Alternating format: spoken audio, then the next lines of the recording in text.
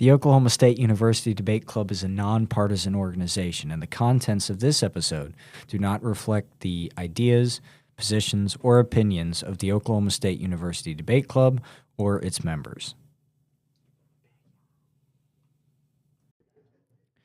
Welcome back to another episode of the OSU Debate Club podcast. My name is J.R. Stipp-Bethune. I'm the vice president of the OSU Debate Club, and I'm here today with our president, Ms. Elliot White. Hello. Our former president, Mr. Josh Wilson. Yo. And our now former treasurer, Mr. Sathwik Yamana. Hello. We'd like to welcome all of the new freshmen and any new club members that we've gained over the last few weeks. Welcome back to Stillwater, or welcome to Stillwater and OSU. We just argue on this podcast. And so the first topic that I have today is the idea of term limits for people serving in the U.S. federal Congress. This has been something that's been lobbied for recently, especially in light of Mitch McConnell, his health issues. Josh, correct me if I'm wrong, I don't think he's been in for a vote in like 3.5 months. He's back in the Senate. He's back in the Senate now, or out of the hospital? out of the hospital. He had a picture of him in the Senate. No, okay, that's news to me. Yeah. This is being recorded on August 14th, 2026. So, for context, but also with Joe Biden's somewhat debated cognitive decline over the course of his presidency, and other members of Congress who have seemingly vanished, where no one seems to know where they are. There was one case in Texas not too long ago where one representative hadn't voted in months and was found to be in a nursing home somewhere, and no one in Congress was notified of this. So all of these age-related issues have led to calls for term limits in Congress. Also, politicians being in Congress for 40 years, like Senator McConnell, have led to calls for that as well. And so we're going to debate that out. So I'm not sure if age is the issue so much as I think the whole term limits thing is because people are making a career out of going into politics, which should be a platform for the people to support their constituents and not to be able to be making money off of. It's a public servant role, and so they should be public servants. Yeah, I would agree that is part of the reason that you should be representing somebody. But I think that we pay senators and representatives for a reason, and that is because they are taking time out of their lives and out of their children's lives to represent their constituents and to act as a liaison between us, the constituents, and the rest of the other representatives in that government. I don't have a problem with them being paid. In fact, I think it's probably a virtuous thing that they get paid for what they do. They are giving a service to their country and to their people. So I don't think that's incorrect. I would say that there are parts of that compensation, or not compensation, but benefits from working there, in which there should involve some regulation in the type of money they make regarding like trading of stocks, or just trading in general on the stock market, where it be a short or whether it be a call, that should be probably made illegal. But in regards to term limits, I don't think that should be a thing, and I don't think that payment for being a public servant is argument for not having term limits. Well, we already have term limits on the president, so why don't we have term limits on Congress? Because that was a tradition, and because in a republic you have the president. That's why we're different than like an empire, or we're different from a monarchical republic, is because that servant leader has term limits. They're a president, and they're over a limited amount of authority. So, in theory, when you have a monarchical democracy or republic, the king, who is ever abiding as the supreme leader of that country, stays in that position for a lifetime, and so does the rest of his heirs, in theory. A presidential republic has that authority head serving for about 4 years, or in some instances 12 years, depending on the country. But that's why we're different than the empire, and that's why I think the system works. When it comes to term limits for a congressman or a senator, I don't think that should be required, because at the end of the day, the voters choose. They pick who they want in there, and if they don't want an old guy in there that's 80 years old representing them, that is their choice. We are founded on the idea that people get to choose what they want. I think it was Ben Shapiro who said that democracy is the idea that the people should get what they want, and they should get it good and hard. So this country, if they want a 80-year-old Mitch McConnell serving in Congress who's going to fall over dead sometime soon, which isn't a great thing, then they should be allowed to have that. And if they don't, they... But if there's a limit to how many times someone can run, wouldn't that open it up to more people entering politics or entering and being able to make a dent? If the people want that new person, that's up to the people. Anybody can run whenever they want to. There's no anything barring them from running, other than their own will. Financial? Well, if you have enough backing from donors, from your constituents, you should be able to run. Don't donors normally want to back people that have already done it before because that person has experience and is therefore going to do? Not necessarily. If they've done a bad job, they won't back them. Somehow, James Fishback has a lot of money in Florida right now, and he's run. And I think that a lot of his views are not great. But he's still run, and he's a new guy, and he's got a lot of funding because a lot of the donors are annoyed with the old establishment in Florida, and they're wanting to get somebody new. So I think it can be done. There's nothing stopping you from running. The donors will come. Sure. Theoretically, if you have good enough views that represent your constituents, it's just you putting your hat in the ring. I would also note in Fishback's case, the seat is also open. Ron DeSantis can't run again due to term limits. Sure, but Byron Donalds served as a state senator for how long? I don't know. I'm just saying, it's not cut and dry DeSantis versus anybody else. For sure, but he is... Donalds is the establishment. He is an incumbent of sorts. He represents a large proportion of that state. Yeah. We already have term limits in many state legislatures across the country. In Arkansas, where I'm from, you can only serve 20 years total across the state house and state house and state senate, and I think 2 terms in the governor's mansion. So, if I don't think that term limits need to exist. I think that relies on an educated voting populace, because, like in the case of Mitch McConnell, a wise person could see that his health had been declining for a while, or at the end of his term, which is coming up here shortly, his health would be physically or mentally severely diminished from where it was when he was elected. I remember when in 2024, Nikki Haley was running for president and saying that Biden wasn't really the candidate because there was no way he'd be president at the end of his term. And we see President Biden now, rarely in the public light, but he's been diagnosed with prostate cancer that, according to his son at least, is spread elsewhere. So Nikki Haley's prediction would at least seem to be true, that President Biden likely would not live to see the end of the second term had he won that. A candidate should have respect for the office. I'm not disagreeing with that.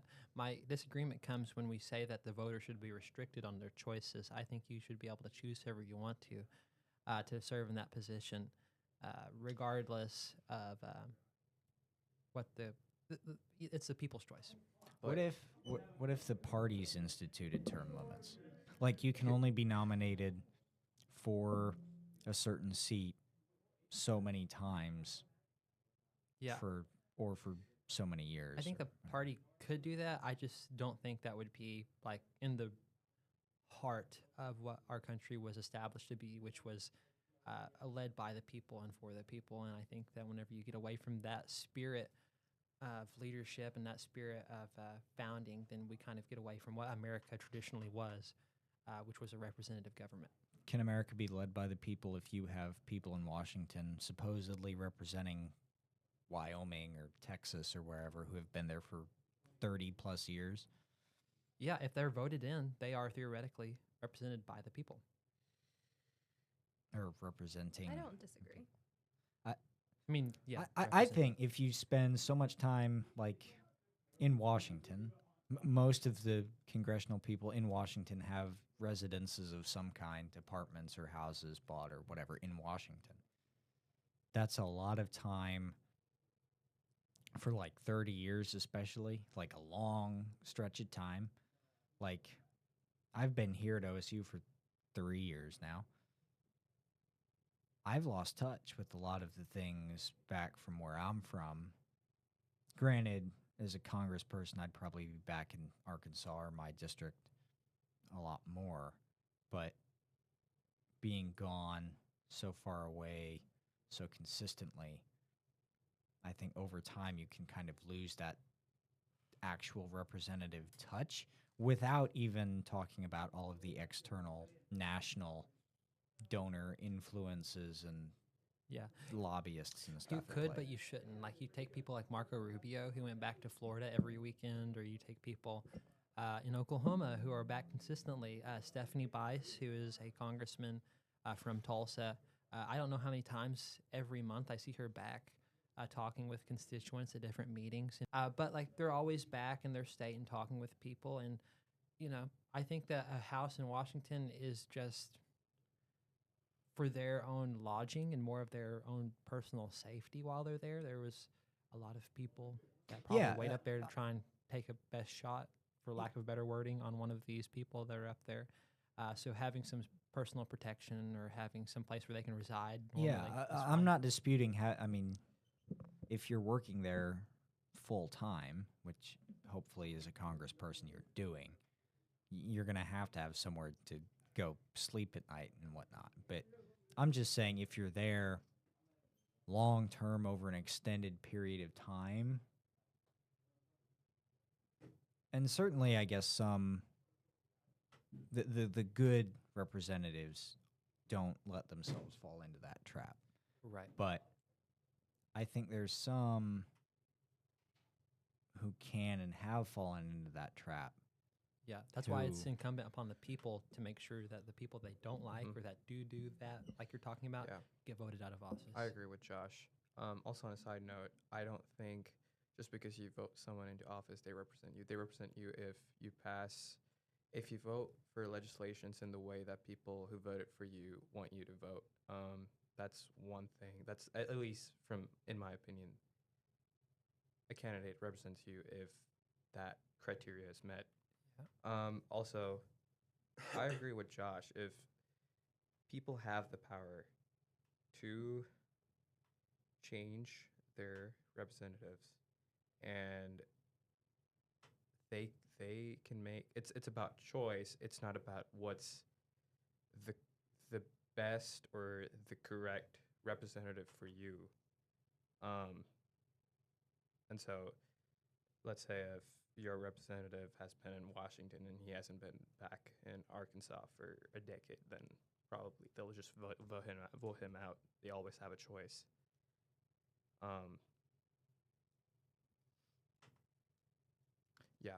Yeah, and I think, like Sass talking about, in political science, in certain circles, we talk about this kind of as a theory of like the delegate versus the trustee.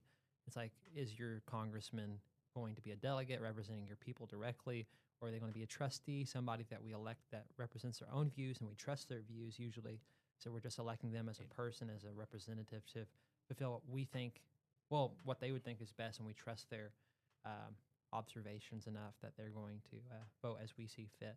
And often a trustee doesn't stay in very long because they don't represent the views of the people. So we often say that somebody that does, following that delegate kind of mindset, is somebody that will stay in the longest. Also, I partially disagree with Josh on the previous point. I think we should not restrict our representatives or who we can choose as our representatives. But if the people want their representatives to pass legislation that restricts who they want to vote for, then it's the people's choice. So, I mean, yeah, if in that situation, I can see term limits as a good idea. Yeah, I mean, if and only if there's an overwhelming call for it. But I think it'd be antithetical to like the very thought of people's choice if the people restrict their choice. But even if the people voted for that, aren't the people in Congress the ones that would be able to actually make that happen? And will they ever actually vote to give themselves term limits? I mean, If- anything's possible, right? But like, If is it likely? Probably not. if you had federal legislation, yes. I mean, there's also the other alternative that states. I'm not sure if this is legally viable, but in my mind, at least, you could have states say any representatives from our state or our senators can only serve so many years. I think that would be because at the end of the day, it's the states that are sending these representatives to Washington. It's not like Union County, Arkansas doesn't get to decide who's we're sending such and such to Washington. It's a state thing. The states draw the districts. The states decide how those districts are won. Is it just whoever gets the most votes? Does someone have to get 50% of or more of the votes? Yeah, I don't know So- how that so- would work since they're an liaison between the two. But I think it might be a little bit of both. You might look into the FEC's rules on it. Or not the FEC, somebody, I can't remember who works out the guidelines for ethics regarding, it might be the Ethics Commission. The House ethics, or No, there's a, I would think it'd be the Federal Election Commission too. Do you mean at the federal or state level? well, that's what I said. I don't know who would govern it, if it'd be the state or the federal. Yeah, we'll have to do more research on it, I guess. But here's my argument why we should. I think we talked a lot about, why we should have term limits, but let me give my good bit of argument besides the point about the people's choice being Okay, it should be unfettered. I'm I think that- open-minded on this. I haven't made up my mind. I think that a republic has to have people in within the government that are experienced. That was the whole point of the Senate, was to have long-standing people in there that knew how to work the system for the best benefit of that state. You look at the different compromises back when we were starting to form the government during the Constitutional Convention. You had like the Virginia Compromise or the different compromises named after its respective states. And one of those was regarding our Senate and our House. The whole theory was that the Senate would be not elected by the people directly, but would be appointed by the state legislatures. They were supposed to be supporting and promoting what was best for that state. And there was supposed to be somebody that was well equipped to work within the realm of government and to get stuff done. I've seen a lot of people in Oklahoma that have run for government positions, and not to be rude to the guy. He's a friend of mine, but his name's Jake Merrick. He ran for governor in Oklahoma. The man is inexperienced in government. He has no idea what he's doing, and I don't think he would have done a great job as governor, especially since he hasn't been able to work those back channels or try and push for any legislator. He was in the Senate on a special election. I mean, on an appointment, and he ran for special election, didn't get reelected in the Oklahoma Senate, and he didn't pass any bills or get anything done.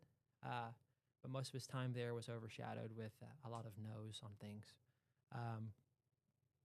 But he couldn't negotiate, and that's his part of job as a politician, is to negotiate what's best for your state.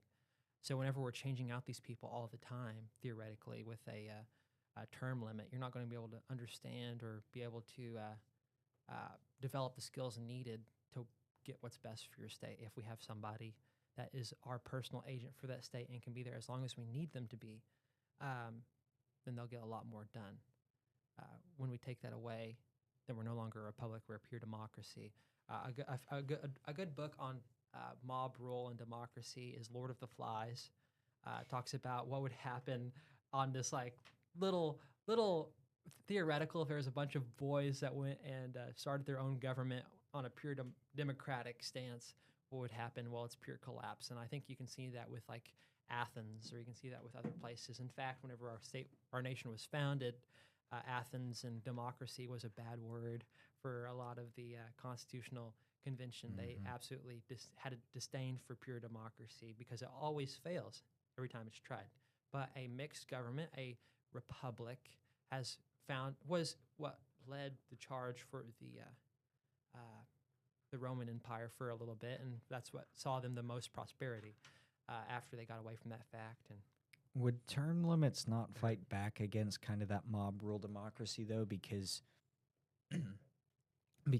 as it currently sits, we have the mob, quote unquote, or the mass public voting for representatives and senators directly. And as a voter, you can kind of just write in the incumbent if the status quo is agreeable to you. Like, you can just not rock the boat, take the incumbent, and theoretically you won't get it and any worse representation than you already have. Would term limits not require people to become more informed and educate themselves on the new candidates for an open seat, as opposed to just really ignoring the aspects and the issues of a race and of politics and society around them? no, we can judge future behavior by current behavior, and most people don't vote, and most people don't participate or stay informed in the democratic process. So if we just made for less choice, they wouldn't be more informed, they wouldn't be more involved. It just means that there'd be a lot more frustration with donors, meaning that a lot less donors get involved. So you would have a lot less examples of people like James Fishback, or you'd have a lot less examples of people from other states who are trying to get rid of the incumbents that they see as a bad option, and a lot of other donors see as a bad option, getting involved and trying to fund this other person wanting to fill that representative role. So I think it would just hurt our democratic process more than getting people involved. A lot of people would get more frustrated because they like to have somebody that is competent and somebody that is well equipped to work within the realm of government. So no, I don't think it would. Except the concept of a term limit is to prevent like incompetence from setting in. No, I don't think so. I I mean, think the main part is to prevent people from either A, taking advantage of the office, or B, just to which would be a form of incompetence, taking Mhm. advantage. Mm-hmm.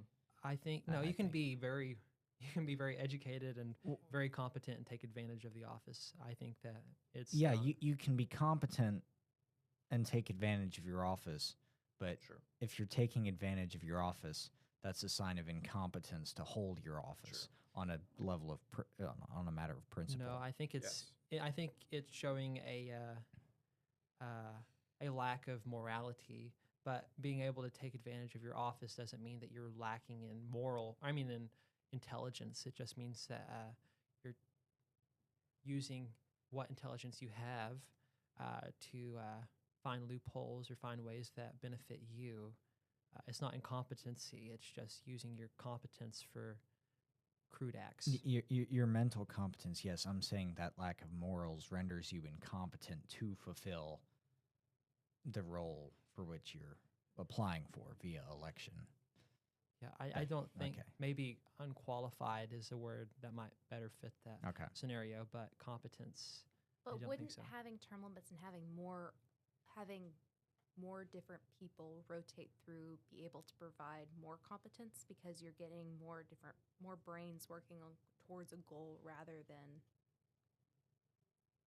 No, because when there's more people involved in decision making, it never actually makes a decision easier to make or give more value. I don't know if you've ever been in a car with like a bunch of like people in it trying to decide on dinner. It never works out well. Well- Never do we decide on a good option. Somebody always walks away angry, or there's always issues, and it never makes the decision process better. It just makes a lot more issues. In so my no. experience, you have a lot of people who say, I don't care. Exactly. you have a lot of people that say I don't care, and then you have two people that are very, very, very strongly opinionated on one different thing Yeah. that So- are arguing it okay. out. See, and I think that those two making a decision is a lot more valuable than trying to take a debate on people that really don't care. So, finding those few passionate few that are able to represent a state, I think those is what But if they're- fabricates us into a good and moral country.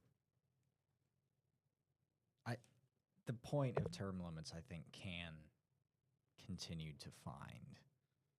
The point of term limits is to try, I think, a point anyway, is to continue to try to find people who have that passion and regenerate it within the office somewhat.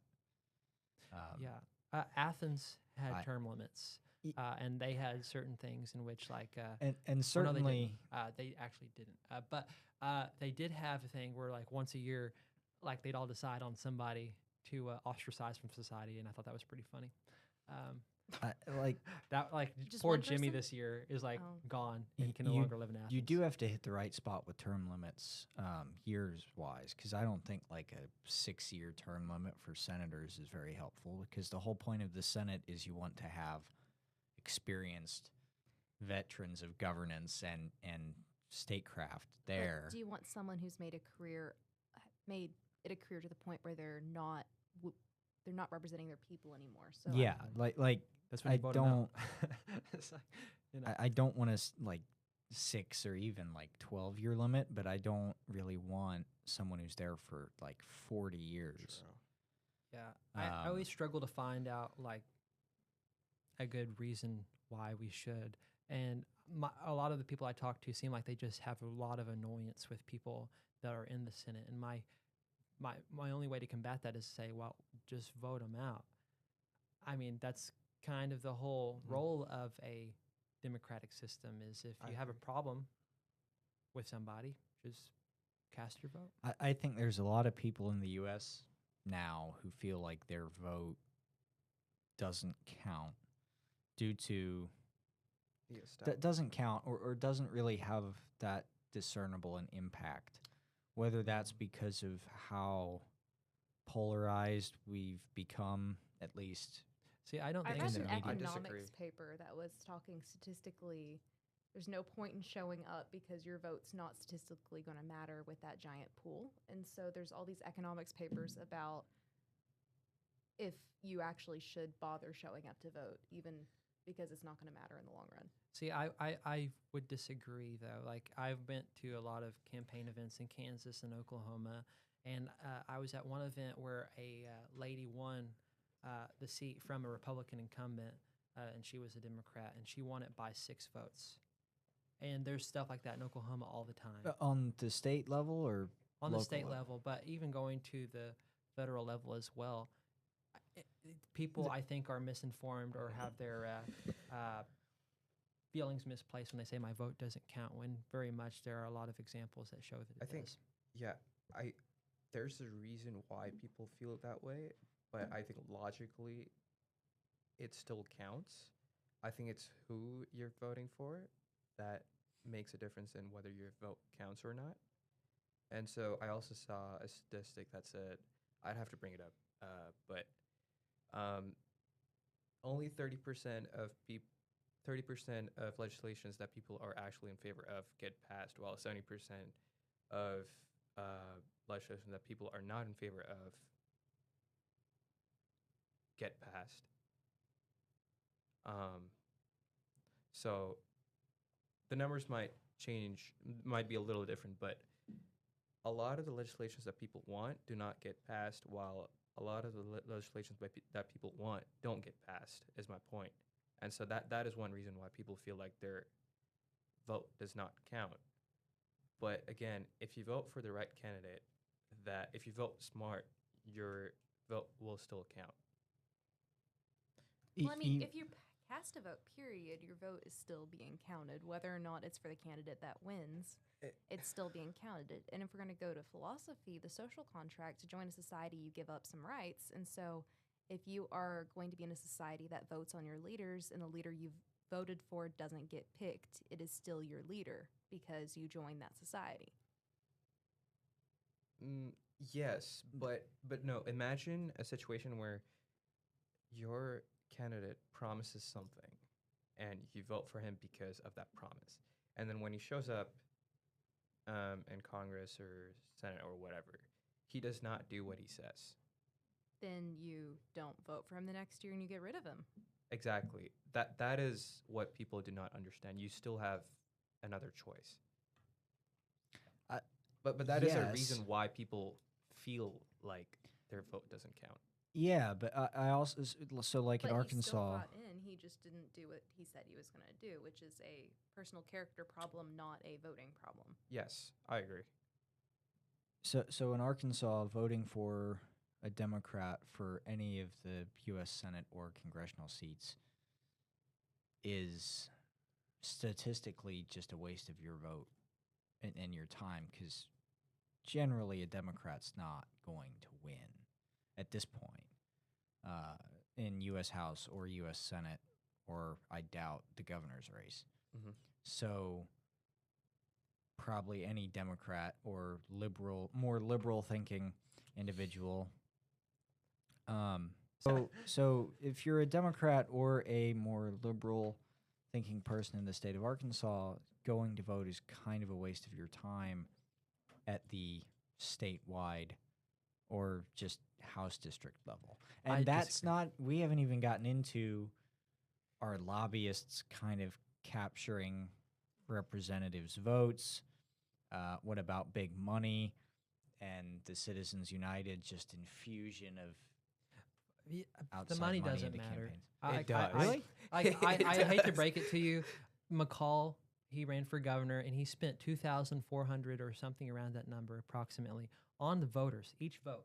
That's how much he spent on each vote, and he still lost by an overwhelming margin to a guy who had his house mortgaged and was essentially living in a van the entire time. His name was Jake Merrick, and he was going around Oklahoma, and he was doing these running for Oklahoma things where he was like running around like and holding a flag, Oklahoma flag. It was a whole press thing, and he got more votes than McCall, and he didn't spend anywhere near that amount of money. So I hate to break it to you, money certainly speaks in elections, but people speak louder. So. Well, yes, I can partially agree, and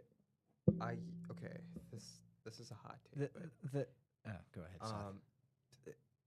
Although I'm not a fan of money in politics, I still think you could win an election without establishment money, especially right now, because people are waking up. And I used to be for overturning the Citizens United thing, but I am not now, because if you look at countries that have made lobbying illegal, there's a lot more corruption in those places, and people don't have no idea who's funding their representatives or their candidates. Don't they have to publicly disclose all campaign donations? Yes. No, so I'm talking about countries that ban lobbying or like donations in general, or like big money. But then, if you can't get any donations, then there's some people that would have been great to run that can no longer run because they cannot afford to. That is true. That is true. But my point being, if you do, then you're basically making it more possible for politicians to be corrupt without your voters knowing, is my point. Well, you have a lot of people, like if you were to say that like lobbyists or special interest people couldn't like help. You have like Elizabeth Simmons, who's like a billionaire philanthropist. She donated to like Mom Donnie in like How New much, York. though? $250,000. Okay, that's like You have what percentage? Tom Werner, who donated That's- 20,000. Out of 7 million, Yeah. that's $250,000. Correct. But there is a lot of people that donated to a small candidate, is my point. That will go a long way to getting somebody elected, especially in New York City. So if you want somebody that is maybe less well known, like Mom Donnie, who wants to serve in that position, sometimes it does take some special interest people to donate some money to your campaign or to help you out in some way. And I think it is beneficial, but maybe that's besides the point. I disagree, but I still stand for not banning money in politics. Because money is an extension of the vote, or No, because it does not necessarily work. but it still like, it I'm doesn't it doesn't win you elections, but No. it still It's still can influential. shift them. It can Well, shift, yes. If you have more money, you can get more marketing materials. You can Yeah. get your name out more. You can host more events. So But- your outreach is larger. At the end Yeah. of the day, it also depends on how smart people are, because look at the Democratic primary race in Michigan. $60 million were spent against Abdullah Saeed, Mhm. and he still won. Well, you know, they So- had to give him a little socket to him, you know that. But I That's mean, if you Stevens' have way. if you have an incumbent that has a massive network of fundraising and donor support, who has the support of all of the reelection committees run by the parties in the House and the Senate and at the national level and You know what? Yeah. and whatnot, then having any kind of quality challenge and more choice for the voters is going to be quashed by that. I disagree. It happens all the time. People, outsiders. It is harder to go against an incumbent, but it doesn't mean that you can't win as an outsider. You just have to make sure that you're reaching people, you're talking to folks, and that you're being the best candidate you can be. Again, Jake Merrick is like the latest example of this, and getting more votes than the guy who outspent everybody is pretty darn good. And Merrick still finished what, I think fourth? it was third or fourth, but that's a lot better than somebody that spent like the most per voter, right? Yeah, but it's still nowhere close to winning. Like I'm gonna guess Had the- McCall not been in the race, he probably would have made the runoff. Merrick. Same thing with Merrick. If Merrick had not been in the race, McCall probably would have made the runoff. It's just these people were the same pool of voters that happened to be split because of different candidates. But had they had a collective goal that had aligned similarly, and they had decided that we're going to run one candidate to oppose Gittner Drummond, then I think it would have worked well. You just have to be a smart voting bloc. Like going back to your point where voters have to be, involved, and people have to be educated and look people up. And I think that restricting their choice does not make them more informed. They have to be informed beforehand. Where do we stand with ranked choice voting? Like, what are y'all's opinions on it? Okay, Josh just thumbs down. Sath, what Well, about you? Wait, so like you rank them, and so you go for everybody's number one, and then you look at that, and then you see who voted then you pick the top two, and then you go to number two. And Whoever has the least number of votes is number one. Then they take the number two vote, correct? Yeah, it's an automatic runoff system. I think it's just not great. I think the longer time you have for voters to choose, that's great. I think we shouldn't have to relegate it to one time, one option, limited amount of time. Give a voter as much time as they need to choose between the people. I mean, you have your midterms and you have elections after that if there's a tie. Yeah. So no to ranked choice because you want more campaigning between the top two. Yeah, I mean we're a I asked the question because you said Merrick. You thought Merrick would have made the Oklahoma governor runoff if not for McCall, and vice versa. So in my mind, ranked choice voting would solve that problem of one of them not making it. Because Could you explain to our audience how ranked choice works again?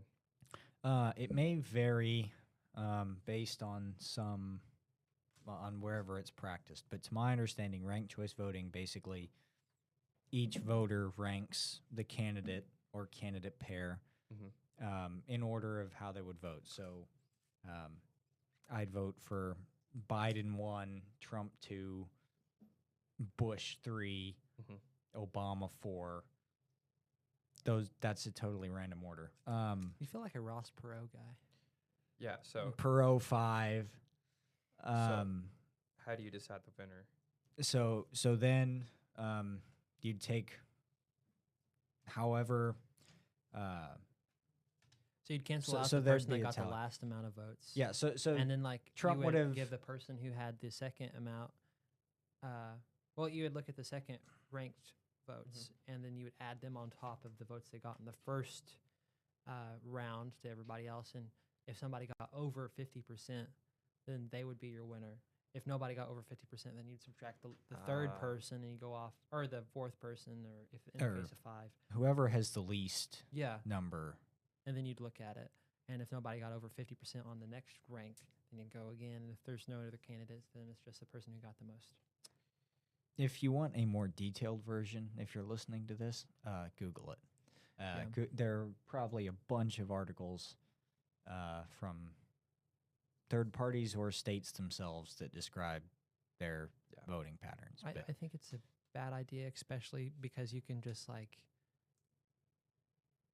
if you're worried about money in politics, this doesn't make it any better because like the Republican Party could just have a bunch of nobodies run and like fund their entire thing just so they'd be in the run or in the primary, and they could stack like 8 people in there that take away a lot of votes from maybe the top guy that would win, that would represent the people, and then the people on top that actually like were great candidates and were actually like funded by themselves and like good donors now have their vote split a million different ways theoretically. Why should the donor matter? Well, like I'm hearing that and going, if it's a primary, Let's say that then El all these Sayed- votes are going to filter back to the top guy anyway. Let's say El Sayed was running and Haley Stevens was running, but not only those two, but the Democratic Party of, was it Minnesota you said? No, this is in Michigan. Michigan. There Let's were say a they couple other added, like, candidates. Let's say they really didn't want El Sayed in there. So they added 8 other people in there that kind of represented his views, and they campaigned really hard and were funded by the Democratic Party only, just so they could get away all the vote away from El Sayed, and Haley Stevens comes out on top. In a theoretical world, that You could like happen. this? No, Or- that's what or I'm saying. does Like your- that could happen He in a dislikes ranked that. choice voting world. No, Because it because all splits of the vote. those votes, while initially probably they'd be small, I would guess El Sayed would be. I would if disagree. there's We can look 8 at of a them, jungle. 9th. We can look at the jungle primaries in like California, and we can see that this is the case. Like we have people that like are branched out that wide Yeah, in their primary process, and they get a large percentage of the votes. in a jungle like system 20%. where you only get one vote and you don't have ranked choice. But what I'm saying in- is like your rank, it In a multiplies the vote, or like it makes the vote more open too light, not open. What am I trying to say? What it does is it, instead of consolidating the vote to the people that best represent the majority, it splits the majority a million different ways. So there is no actual majority. There's just a bunch of splintered factions. So then those that wanted, if you wanted to split up the El Sayed vote, that is the easiest way to do so, because you split up El Sayed's majority of people with all these other people that are able to just ramrod their position through with funding. In a single, when you can only vote for a single candidate, that would be accurate. And that has happened in the California primary before, and it almost did. I don't know if 2 Democrats made it through for the governor's race or not, but Javier Becerra, that guy, that race. He made it through, but I digress. The point is, with ranked choice voting, all of those votes that initially kind of get chopped off, there's an opportunity for those votes to reassemble back with the main candidate. There is a chance, but if they're run by the Democratic Party, what they could do is just say, hey, we're going to vote for me, but if you can't, but in your other choices, make sure we don't get that El Sayed fell. We got to get everybody but El Sayed. And they could just say that, coordinate with all their voters, they're going to vote for a different guy. You could do that. They do it on a lot of college also campuses as well, like in the presidential runs. I was talking with a buddy from a different college, and what they do is a lot of them will run just so they can split the vote from the top guy down to these other people. See, I think ranked choice insulates from that. Because sure, you can campaign both for yourself and against somebody else, but the point still stands, you're campaigning against somebody else. And so that El Sayed would lose votes in a jungle or a ranked choice. He wouldn't get 50%, though. He would get in that runoff mode. So those second ranked votes then go to whoever they said to vote for or whoever they voted for. So it would end up heading to the person, Wisconsin primary, such as Haley Stevens, or it would head to all these other people that are not affiliated. In your scenario, the Democratic Party ran 8 candidates similar to El Sayed in issue positions and I assume candidate quality, which would seem to indicate that those people would go or vote for an El Sayed as opposed to vote for El Sayed before they'd vote for Haley Stevens. And if they're voting for Haley Stevens before El Sayed, then I would suggest that El Sayed never was going to win regardless of the primary system. Yeah, no, it works a lot of different ways. What are we looking at up on the screen? So up on the screen, we have where ranked choice voting has been used. As of the 2022 elections, it has been used in Alaska, Maine, New York City, Cambridge, Massachusetts. It was also used in primaries by both parties. Where was Francesca Wong? Hong. Yeah. Wisconsin, right. So Wisconsin also has ranked choice voting, I assume? Because I remember her losing. I'm not sure. Because of that. It doesn't say so on this map. What's the ranked choice? Is the ranked choice no, actually, no. Wisconsin does not have ranked choice voting.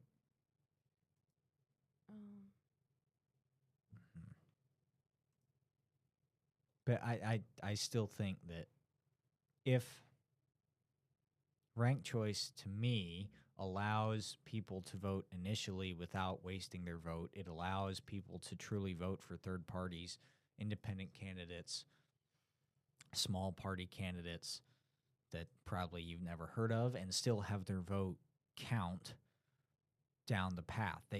You could, depending on how long your list is, you could write in 10 the Libertarians, the Green Party, It's true. I don't know if there's an actual Tea Party or not, and still end up voting at the end Democratic or Republican and have that matter. The Tea Party movement's different from that was like an incel of the Republican Party about 2010-ish. I love that the Libertarian Party is just like a hedgehog. That's actually probably the best party animal of the three. Yeah. Nah, I like an elephant. Smashing Because what's slavery. the elephant and a donkey? Yeah, but that They the just Republican elephant looks lame. Also, I don't think The I don't know, Republican that- elephant looks like an elephant with a dome on its head. Nah. We're that's actually we are kinda the true, party that yeah. squashed slavery, you know? Pretty cool. All right. Side note: Yeah, it's can we pretty cool, stop but- with the Republican sign toting? I should have brought my OSU college Republican banner and just like Like, Well, we do not have I video get for it, this podcast. and I know so- why you're Just to prove doing it's the it, real. but we're gonna have to cut a lot of that out. what? like- Give me one example is- of what other flag toting I've used.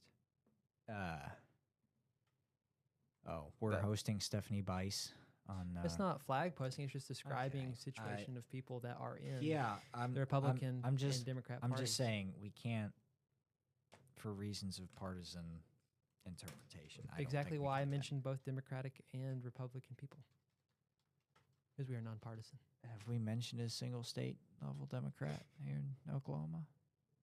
Yeah, I mentioned like El Sayed, Haley Stevens. Yeah. I mentioned every other people, like all these folks that are not affiliated with the Republican Party in any means. So I've been I very may have a bipartisan. different interpretation when I. But like, I don't say I like to carry the Democratic flag here. Yeah, I said besides that, what other flag toting have I used? I may have a different opinion when I go back and listen to this. Seth, where are we on Well, time? I am in. Hold up. That's a good. We're at Leave it 52. running. Leave it running. Leave it running. I'm not clicking the stop recording button. I'm going to click the minimize, and so I don't delete Good. everything. I don't like trust you last with the time. mouse. After Why what not? happened? After what happened yesterday, I Well, don't. I was learning how to use it. It was 2 days ago. Wait, was it yesterday? Okay. yeah, so I that's think so. gonna be the end of term limits and stuff.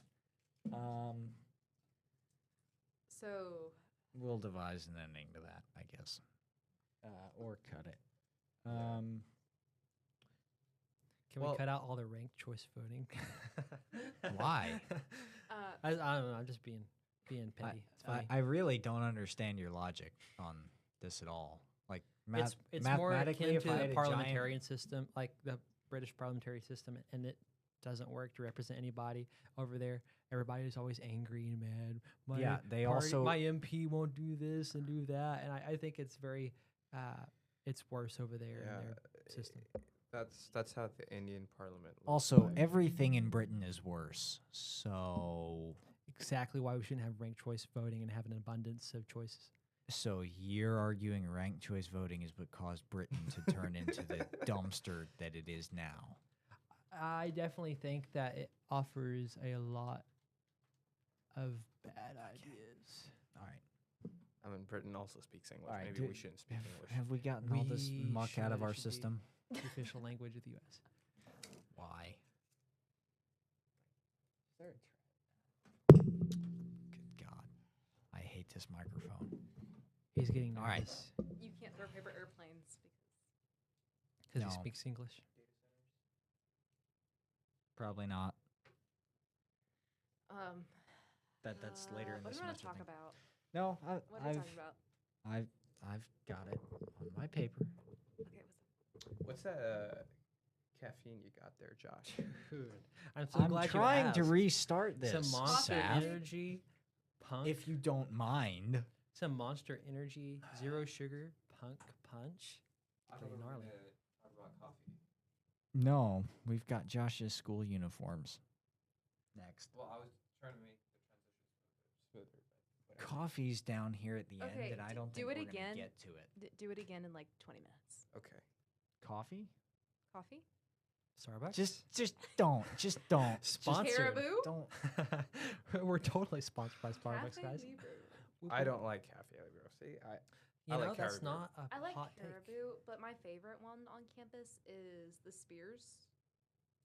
Yeah. There's not a Spears. caribou in Spears. You know, it's There's the not Starbucks. Starbucks and Spears is probably my favorite coffee. Well, shop on that's campus. because it's Screw Starbucks. Starbucks. No, I just go in and ask for random lemonade, and they'll just mix a random. That's drink actually or a I heard that's random- actually nice. It's very good. Or I'll Yeah. like ask for just a random latte, and they'll make me a random coffee. They make and it's great. really good cappuccinos. They do. Spears is the place to go. Anyway, Anyway, all right. Shifting topics, I want to go to something Josh brought up earlier today, which was what, Josh? Dress codes. So okay, since you gave the opening argument for why we should have term limits, I'll give the opening argument for why we should have dress codes. It's quite simple. You give What dress code and at what level? at college, going to class, you should have to wear a business casual minimum clothing to class. For dudes, that would include like a dress shirt and slacks, or of some situation, it could be like ag, business casual. I'm fine with that. However, it must include it should be encompassed by the term business casual. My reasoning for this is you give the amount of respect you give something will be reflected by many of those observing your respect for that thing. So if I give respect to my degree by dressing a certain way or giving my classes a certain amount of respect by wearing that to class, I feel like my degree will be worth more than just some Joe Schmo who shows up to a class and then like goes home and then like doesn't study and somehow guesses on everything and makes an A. Like, you know, there's a lot of which doesn't happen, but it's the extreme of like amount of people that like show up to class looking like crap and they don't give any respect to their diploma. They just show up here because their mom and dad are paying for them to be here. So whenever we go into the workforce, you have a lot of people that are going just for that reason. They probably didn't learn anything. They were just taking the class to pass it. So we have all these people that are so-called professionals in their field who aren't really professionals. So then you have all these companies that are looking for professionals. You find them outside of college-educated people. So you're saying everyone should be mandatory wear business casual because they'll listen in listen class? in No, class because it and gives more respect do to a more degree. homework? It gives But more, like you said, indirectly you implied that giving more respect also means doing the work that you need to do, and it's shown by part of it is reflected by what you wear, which Yes. I disagree. I'm glad you brought this up. So it actually culture reflects or influences action. If there is a culture surrounding classes in which it is something that is prestigious or something that is worthwhile or something that is of so much importance that I must wear a suit to it, it reflects your actions on how you act in class or how you take that class or how you do in that class. I think that surrounds everything in society. And whenever we decide to give something a certain value, whether it's as much as a dress code, then it starts being reflected in our actions. Let me start by saying I can understand the intent behind this proposal. Okay. I think many things. One, especially here at OSU, there is a culture beyond the classroom. A lot of us, probably on campuses across the country, our time in college isn't merely to build our academic knowledge base or our professional skills. We're also here maturing as humans and to become more better, competent adults to live in the world. In the past, a lot of that was done before you left home at high school. That's kind of been pushed, I think, to a bit later in life nowadays. So I don't want in this proposal to suppress casual things that pop up on college campuses. I don't think I think a business casual minimum dress code could create a culture of that disregards casual spontaneity, such as the snowball fight we had on library lawn, or I should say some of the student body had on library lawn. Was that January or February earlier this year? Or some of the more, I don't know, some of the more gracious football game behavior that's not illegal or otherwise obnoxious, excessively obnoxious, I should say. Yeah, so that's why my proposal includes only the class. I think that other things regarding like football or things regarding off-campus events, those are fine. You can wear whatever. But I think that when you're giving respect to your classes, you'll give respect to your coursework. Except, but okay, here's the thing though. Like, at least from these aren't statistics, by the way. From my observation, at least, or about 50% of people do not respect their class by wearing a business formal or whatever attire. They respect the class based on who the professor is and whether they like the class or not. I think they can or if the class respect is the teaching them professor something. for that reason, but I don't think they respect the class or the university program. For example, let's give a really extreme example, and I'll explain why this relates. When you go back to Alexander Hamilton's age, whenever he was going to, I think it was King's College, right? Mm-hmm. Whenever he went That to King's sounds College, they had a dress code that was above whatever it would be for a citizen. But on top of that, they restricted your travel, like at certain times of the night. They restricted your alcohol intake. They restricted all of these certain things because they wanted them to solely focus on their schoolwork.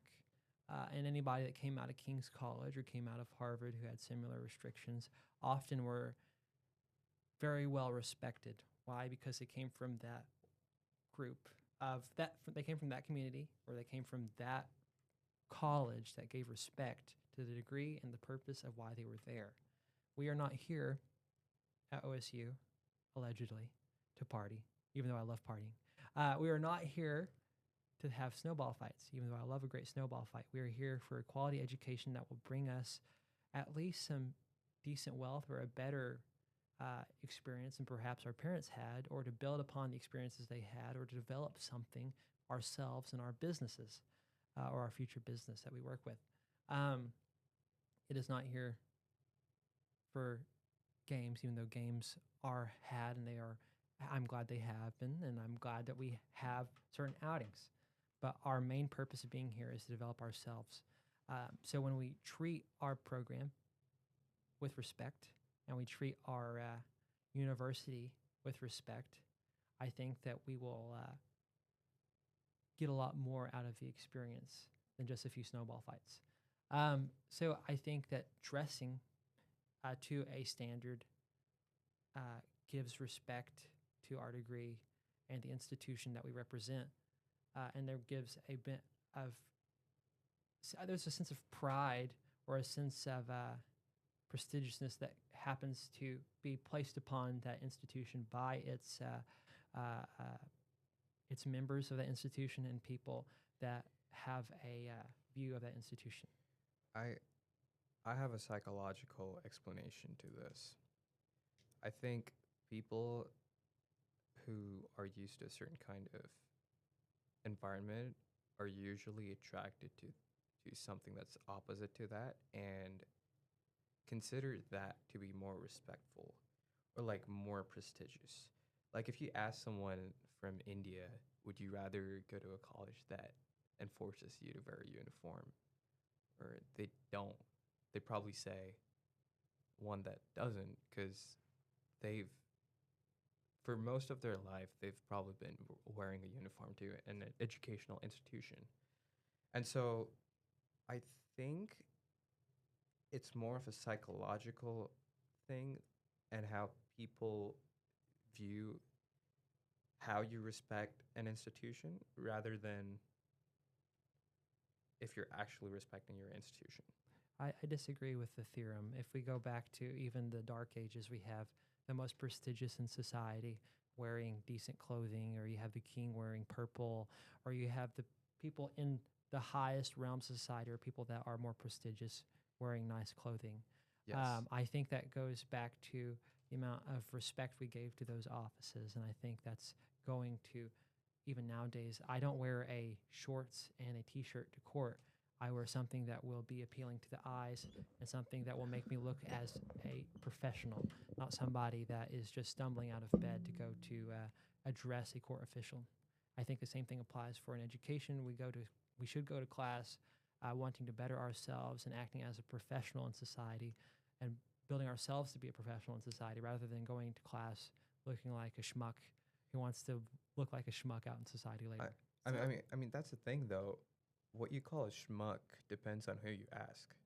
And, like, the king thing, yeah, obviously, if you're more prestigious, whatever you wear is going to be the trend and is going to look and sound and feel more prestigious. And you have the financial means to do that. Yes. Yeah, I definitely think that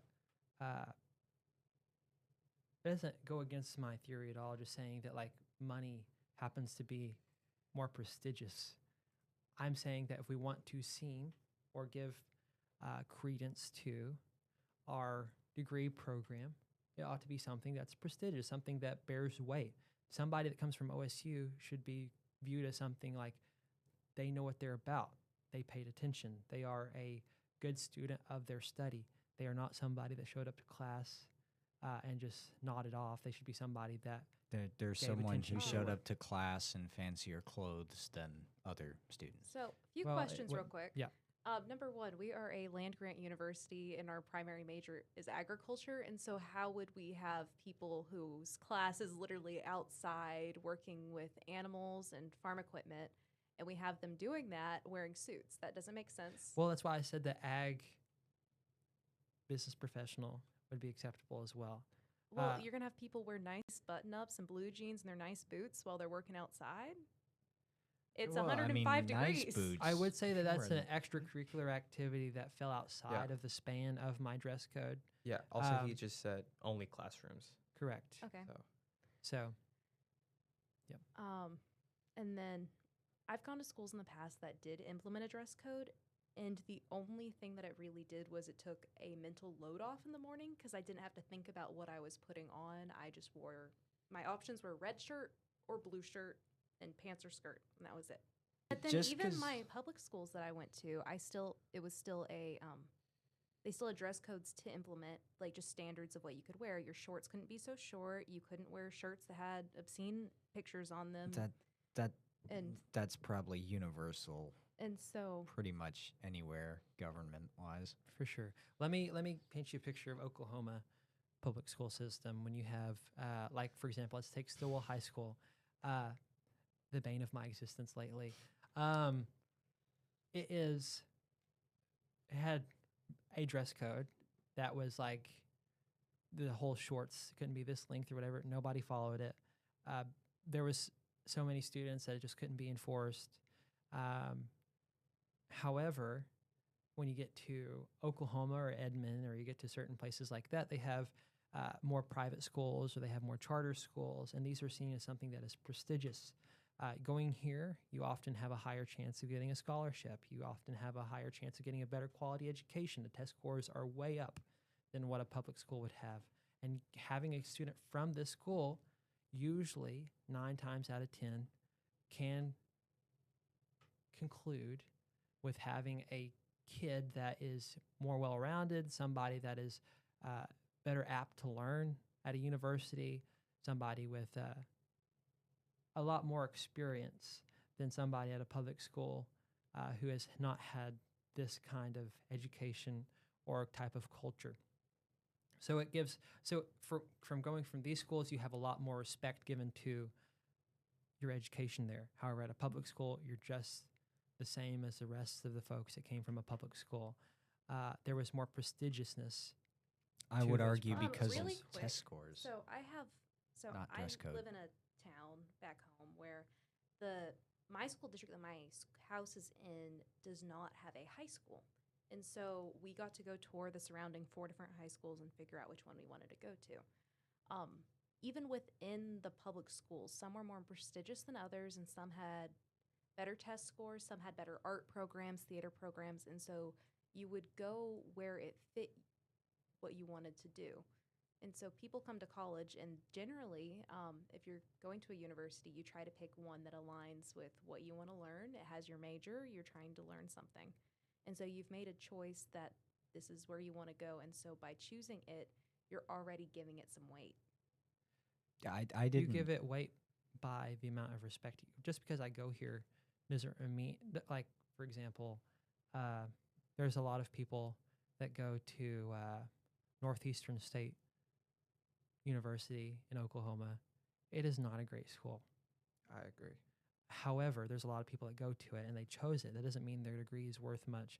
In fact, it's a lot less worth than Oklahoma State University. I was told that whenever I was applying different places, as well as talking with folks that went there and got their degree there, they said, do not go to Northeastern State. You have a lot more job opportunity if they knew you went to a state university or if they knew you went to a private university in Oklahoma. And we often recognize this in society to be the case. Why? Because they're more prestigious. They have more money. They cost more. If you're going here, you can either afford it, or B, you have enough scholarship to be able to get you in through the institution, so you're smart. And that prestige is built on not on dress codes, but on test scores Exactly. for high schools. And then because you're a bigger state university, ideally you're taking the kind of top of the crop as far as prospective college students. And also you have access, OSU has access to more money than a Northeastern State, and more donors and more corporate sponsors that fund things like the new ag building and Spears. But why do they get more donors? Bigger alumni network. Why do they have a bigger alumni network? Probably. When was Northeastern State founded? It was the first university in Oklahoma. And what's been its biggest... Oklahoma State has always had more prestige than Northeastern State, I would guess. I'm But not why? a native Oklahoman. Probably because more money has been dumped in here. We have more programs here. We generally have more students here. And it's more expensive. Okay, but why do they get more state funding, and why do they get all of this funding Why- from? If they're not the longest standing university, why do they have more prestige? Why do they have more student base? Why do That's you a- think so? You sound like you have an answer. It's because people gave their time here more respect, and they got a lot more out of the education here than they did at Yes. Northeastern State University. I can agree, but without the mandatory dress code. They had dress codes at OSU back in the day. Yeah, so they haven't for a while, and that prestige still exists. Yes. But it's dramatically decreased from what it And- was. And I don't think if the... How do you measure prestige, though? Yeah. Like- I think the prestige of a typical undergraduate bachelor's degree has eroded over the last 20 years from what it was, because there's so much more financial aid, there's less cost to go to college, More And so- acceptance, more intake. so there's all more of that. people getting bachelor's degrees. So whereas a bachelor's degree previously separated you from the pack, now seemingly a master's degree is what's separating the more intellectually inclined or the more competent or professional people from the rest. Really quick fact check: Oklahoma State University has never had an original campus-wide dress code Okay. for students. According to an AI overview. According to Google. the Alright, AI let's- overview, let's- However, Uniform history, go. uniform history. No, That's this for is- football. Okay, yeah, our football unis are Um, totally... you might look at historic. Look at the source that AI took from. Wellness at Oak. It does not. State. It says does not have a current. It never said it did. policies. Does never has not. Within This the is Colvin, this is No, you this yeah. have This to- is for no. We don't need the Colvin. All right, there's another source that it took Okay. um, down. 3. Yeah, so this is all current. No, Yeah, that's it's on not. LinkedIn. Indeed. Indeed. Oh, sorry. Regarding for laboratory. Lab. Yeah, the even if you had a dress code, the prestige of OSU is not going to increase or decrease significantly I at all. disagree. There's no evidence I to think the it's fact the it would not. size, the history, I agree. I mean, and also the faculty that have been here, and produced more academically prestigious things. I would bet. And where do than they get their Northeastern State. education from? OSU professors? Everywhere. Yeah. And I none of agree. them came from OSU. If you look at even our ag department, we were the number 1 in wheat 'Cause- seed production. because professors move out.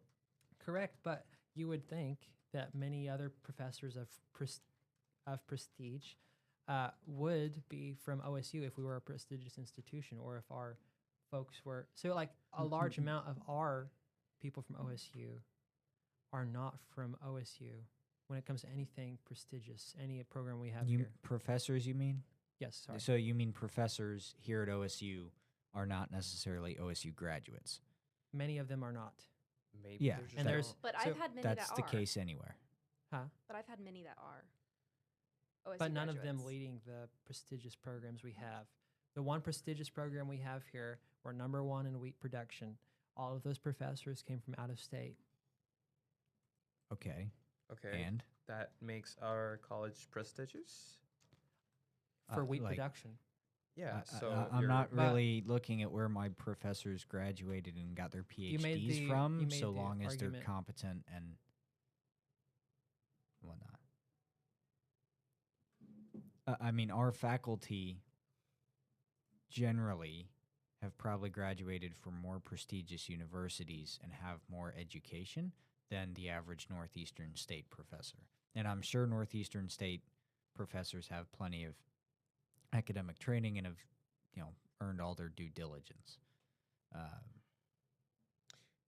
But my mom works at a small college in South Arkansas, and she said public university, and she said that their salaries for a lot of their professors were less than what like the public high school teachers down the road were earning. That's not happening here at OSU. I would assume that I'm gonna guess Northeastern State is probably similar in size to where my mom's at. Maybe smaller a little bit, but yeah, so I won't name who, but professors that I work with earn about $100,000 every year. yeah. So there's yeah. a significant amount of prestige that comes with that, because if you're earning that, ideally you're academically contributing in your field. And I don't think any kind of dress code. I agree. I mean, I think we'd all agree here in the state of Oklahoma, generally OU is thought of to have more prestige for whatever reason. Some would argue just because they've won more national championships in True. football, which is Because they're more trivial. of a private school. How is OU a private school? More of a private school. How Well, so? The rest less regulated than Oklahoma State. Given the Well, name Oklahoma State's got a bunch of federal regs on it, doesn't it? Huh? Because we're a land grant university, we've got a bunch of federal guidance to get funding and Yeah, yeah. whatnot, as opposed to OU just being maybe Less not regulation, just, and they still get more money and stuff. Everything's neon orange here, though. But like everything is neon orange. Yes. Nobody, you will find no one in this room wearing any kind of OU polo gear, But throughout most of the state, they do. and hopefully we look forward to competing with the OU debate team. I might be and transferring beating to OU next semester. No. Point Please tell me proven. you're joking. I am. Okay, good. Okay. Okay. All right. I think that's a good place to end. A bit of a shorter episode this time, but hopefully y'all enjoyed this conversation. I think we did, hopefully. We did, yeah. If you'd like to join the OSU Debate Club this semester, our Tuesday night weekly roundtable debate meetings are in SSH 340 from 5:30 to 6:30 every Tuesday night. And then Wednesday night, we have our competition team meetings in Classroom Building 122 at 5 p.m. So if you like this conversation, drop by then. You can also find us on Cowboy Central, and the link to that can be found in the description below. Have a great rest of your day, everybody.